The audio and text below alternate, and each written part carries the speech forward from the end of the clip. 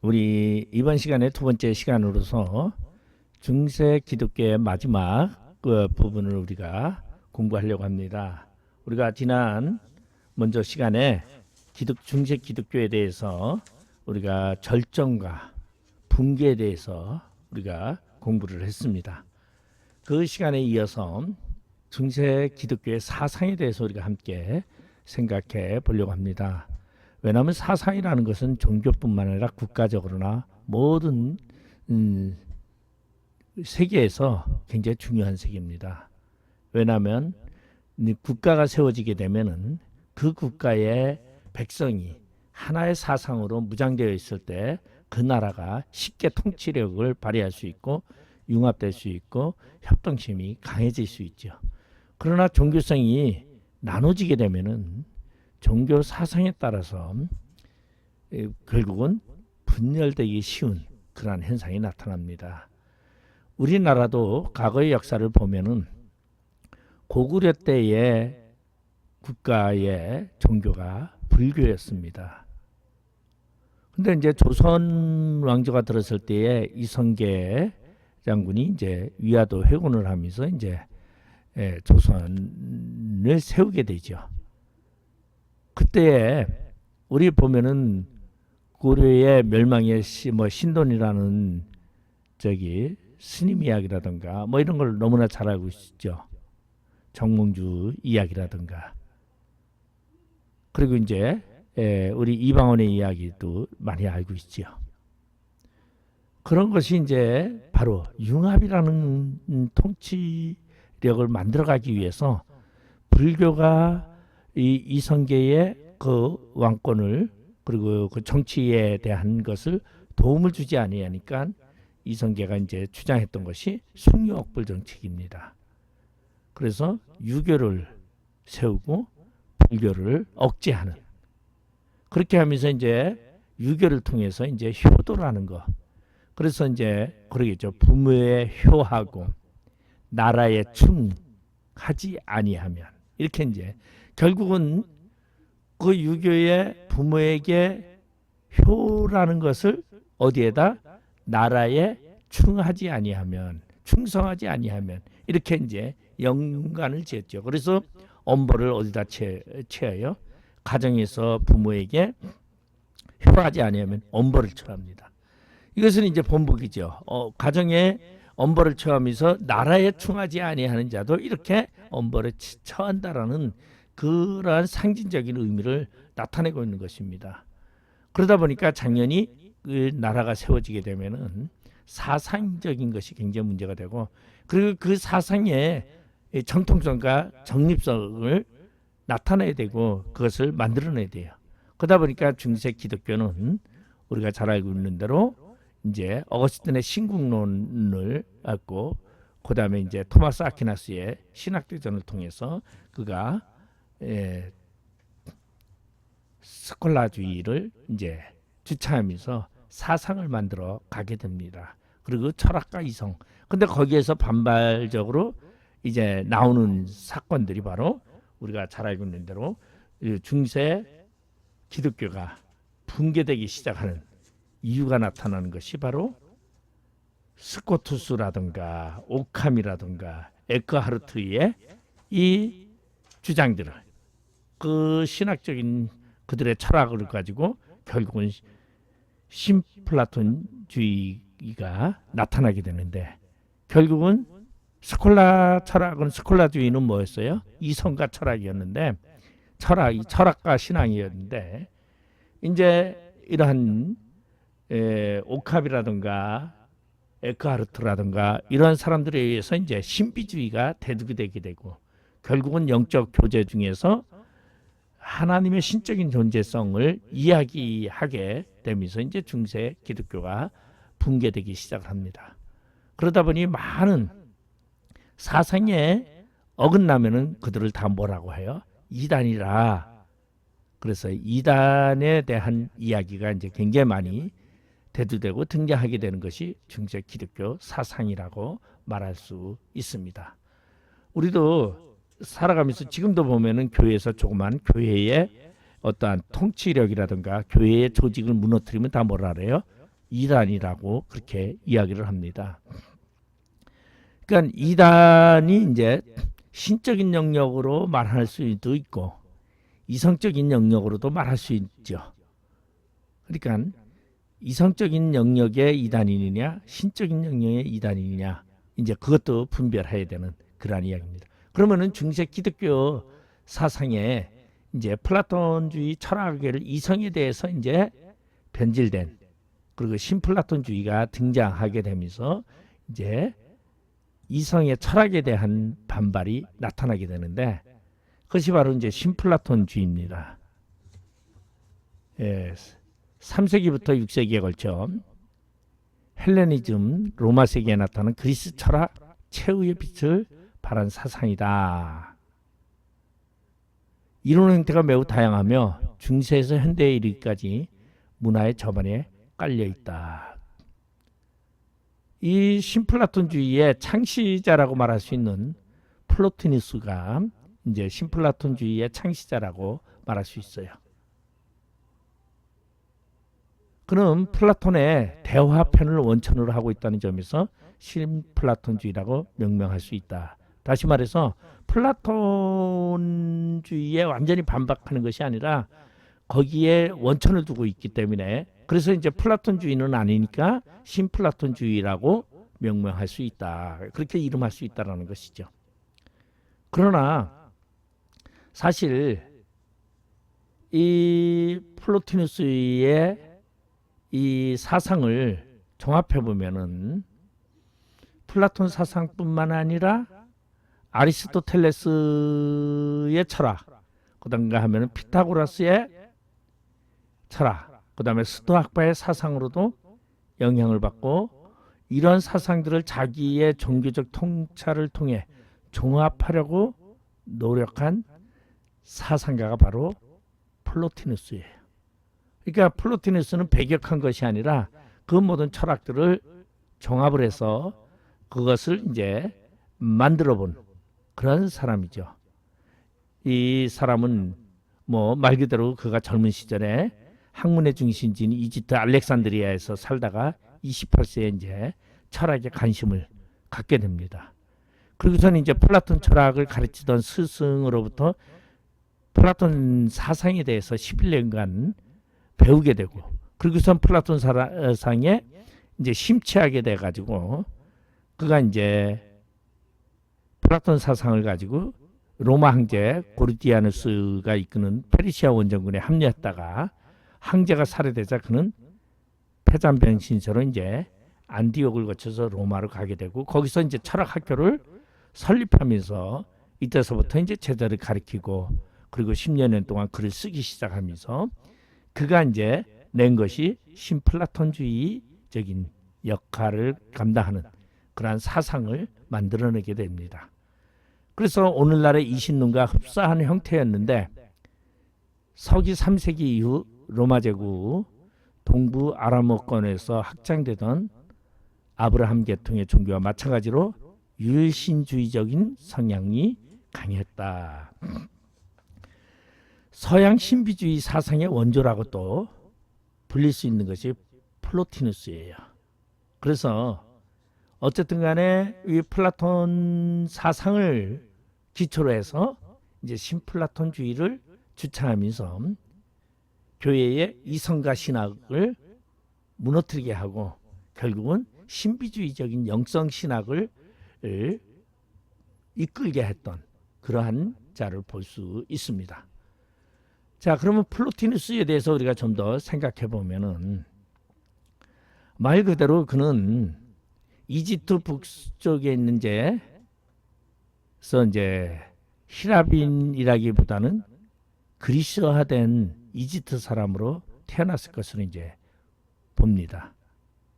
왜냐하면 그의 이름을 그리스어 어법에 맞게 플로티누스라고 할 수 했던 것을 보면은 그의 그리스적인 이름을 사용했기 때문에 그는 그리스에 가까운 그러한 사상가, 그러한 출신력이 있지 않은가 그렇게 이야기를 합니다.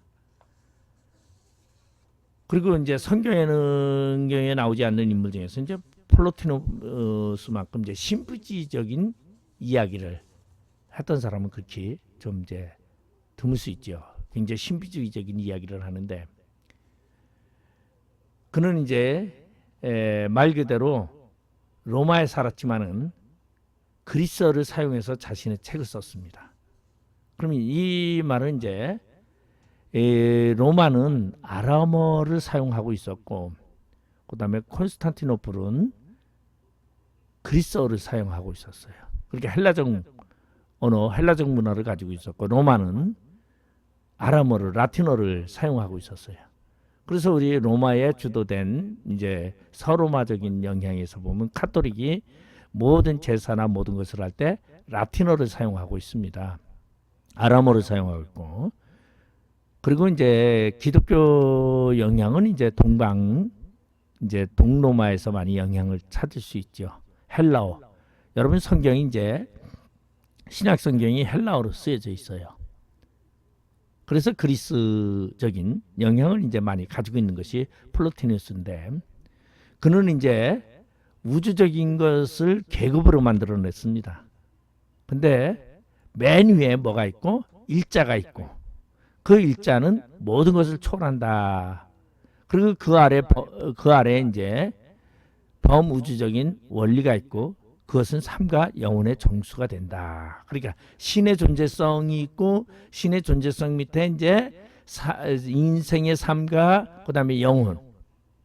그러니까 과거에는 육과 영혼의 인생의 삶과 영에 대해서 구분했었더라면 이제 신의 영역을 더 첨가했다고 볼 수 있죠.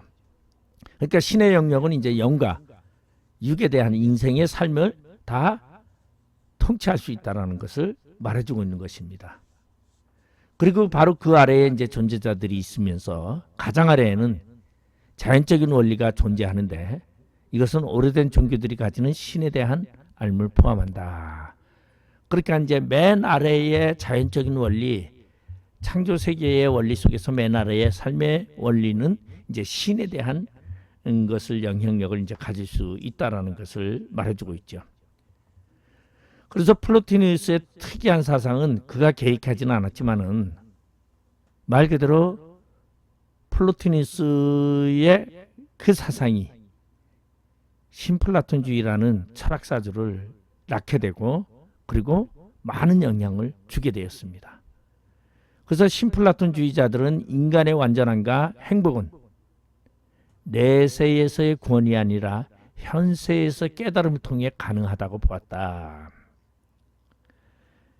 그러니까 우리 인간이 살아가는 데 있어서 영혼을 가진 인간들이 더 고귀하게 되기 위해서는 하나를 목표로 해야 되는데, 그러니까 뭐냐, 가장 위에 있는 것이 하나잖아요. 일자가 있으며 하나를 목표로 삼고 더 높은 곳으로 나가야 한다. 그래서 영혼은 하나와 하나 되기를 원한다. 이렇게 이제 그래서 회귀한다. 이렇게 이제 얘기를 합니다. 그래서 유출, 회귀 이런 것을 통해서 이제 플로티누는 이제 자신의 사상을 나타내고 있는데, 유출은 아래로 내려가는 하가하는 운동이고, 그다음에 이제 회귀는 위로 상승하는 운동이죠. 그래서 결국은 이제 유출은 넉넉함이 이르게 되면은 이제 내리사랑, 뭐 미덕이죠. 이렇게 사랑이 내려간다.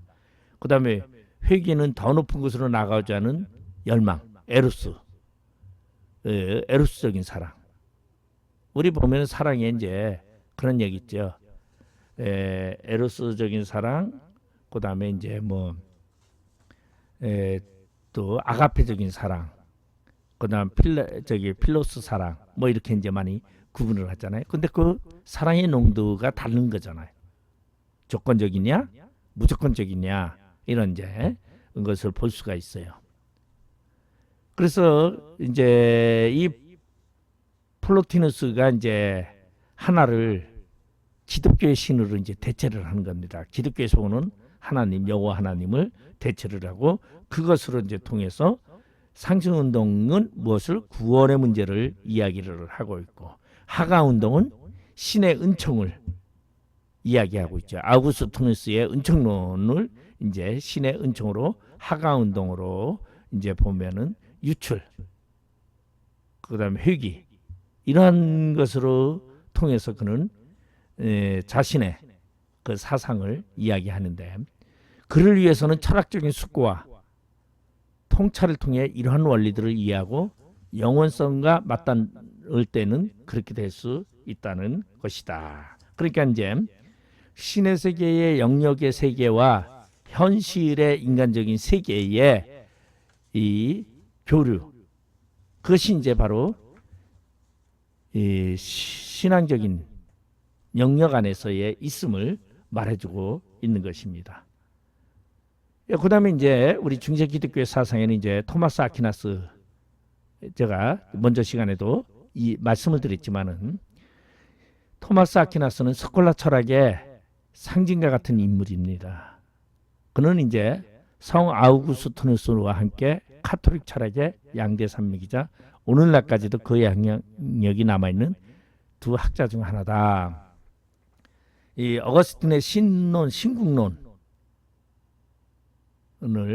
이제 이야기하고 철학과 이성을 이야기하고 있는데 이 토마스 아퀴나스의 주요 저서로는 신학대전이 있습니다. 그러니까 이제 신학대전은 그가 썼지만은 마지막에 부분에 미완을 해서 미완성 이제지만은 그렇지만 이제 이 신학대전은 기독교의 기본적인 교리가 되게 됐고 기독교의 아주 절대적인 그러한 지침서가 된 그러한 책이라고 볼 수 있어요.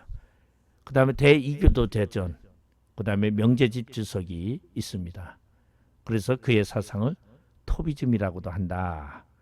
그래서 토마스 아퀴나스의 아리스토텔레스의 철학과 그리스도교 교리를 조화시켰으며 보나벤투라와 함께 스콜라 철학의 핵심 인물이다. 정통적인 교부 철학은 플라톤 및 신플라톤주의의 영향을 강하게 받았지만 당시에는 아락본을 거쳐 최신 철학으로 아리스토텔레스의 철학이 소개되고 있었다. 그래서 이 중세 기독교의 기본적인 사상은 아리스토텔레스의 철학입니다. 근데 이제 여기에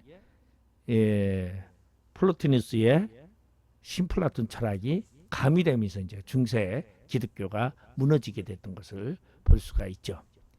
토마스 아퀴나스를 비롯한 이 아리스토텔레스의 학파들은 아리스토텔레스가 탐구한 자연 철학적인 주제와 계시를 통한 신학적 가르침을 접목시킴으로써 그리스도교 신학을 이성적인 논리로 체계화하고자 했던 것을 볼 수가 있습니다. 네, 그러면 이제 토마스 아퀴나스의 이 신학대전, 우리가 신학대전을 한번 조금 살펴보도록 하겠습니다. 왜냐하면 그 당시에 신학대전이 말 그대로 가장 기독교 신학을 체계적으로 정리하고 그리고 기독교의 지침서라고 말할 수 있는 그러한 거다 보니까 신학대전은 어떻게 구성되어 있는가 함께 우리가 살펴보도록 하겠습니다. 먼저 신학대전은 기독교 신학을 체계적으로 정리하고 철학적 논의를 통해서 신앙과 이성을 조화시키려는 목적을 가지고 있다. 그래서 이 신학대전은 크게 세 부분으로 나누게 되어 있습니다. 1부는 신과 창조에 관한 논의, 그 다음에 2부는 인간의 행위와 윤리에 대한 논의, 그 다음에 이제 제3부는 그리스도와 그리스도의 사역을 말해주고 있죠. 그래서 제1부는 이제 신과 창조에 관한 논의를 살펴보면은 신의 존재, 그 다음에 신의 속성, 그리고 삼위일체 하나님, 성부 하나님, 성자 하나님, 성령 하나님, 세 분의 한 역사, 그 다음에 천사. 성경에 보면은 이제 천사, 그룹, 수랍 뭐 이렇게 이제 많이 표현되고 있죠. 그래서 이제 이사야 6장에 보면은 6 날개를 가지고 그룹들이 있는데 이렇게 이제 표현되고 있어요. 그 다음에 인간의 창조 등에 대해서 말하고 있습니다. 인간 창조는 결국은 신의 존재를 이야기하는 것이죠. 그래서 인간은 신에 의해서 만들어졌다. 그래서 이 5가지 이 증명이 이 부분에 포함되어 있습니다. 신과 창조에 관한 논의에 포함되어 있고, 그리고 제2부는 인간의 행위와 윤리에 대해서 기록되어져 있습니다. 그래서 제1부분은 인간 행위의 일반 원리, 그 다음에 덕과 악, 죄와 은총, 이런 것을. 그래서 우리 보면은 인간은 죄죠. 모두가 죄. 그래서 죄인데 그 죄 속에서 이제 하나님의 은총으로 구원의 문제가 되게 됩니다. 그리고 제2부분은 이제 개별 덕목인데, 신학적 덕목으로는 이제 믿음, 소망, 사랑. 그래서 도덕적 덕목으로는 절제, 용기, 정의 등을 말하고 있는데, 여기에 대해서 상세하게 이제 기록하고 있어요. 그리고 제3부는 그리스도와 그리스도의 사역에 대해서 말하고 있습니다. 그러니까 그리스도의 성육신. 왜냐하면 왜 그리스도가 인간의 몸으로 이 땅에 왔어야 하는가.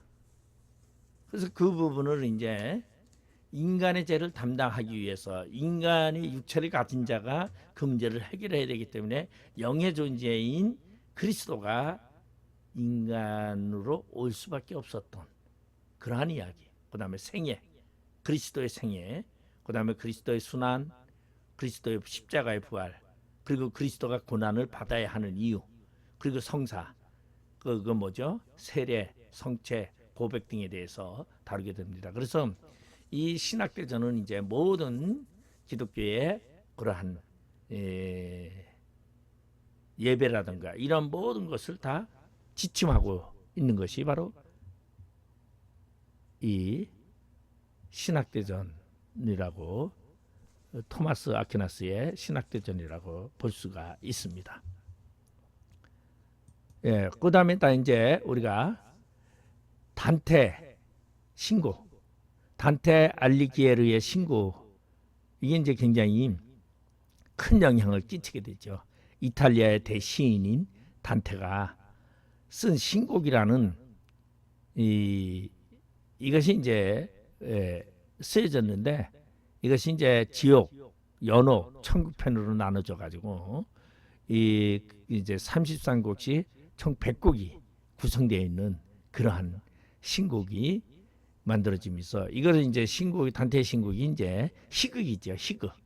희극의 이제 각본인데, 이것이 이제 엄청난 사람들에게 인간의 문제와 죄의 문제와 구원의 문제를 제기하게 됐고, 그리고 결국은 이 신곡은 지옥, 연옥, 천국을 여행하며 인간의 죄와 구원, 그리고 신의 섭리를 탐구하는 서사시로서 중세 유럽 문학의 대표 작품이 되게 됩니다.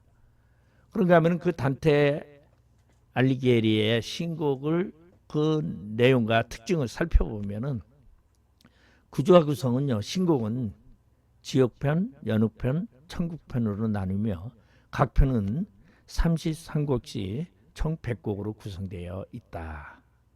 그런데 주제와 메시지는, 작품은 인간의 죄와 벌, 구원의 가능성, 신의 사랑과 심판, 그리고 인간의 자유의지를 다루고 있습니다.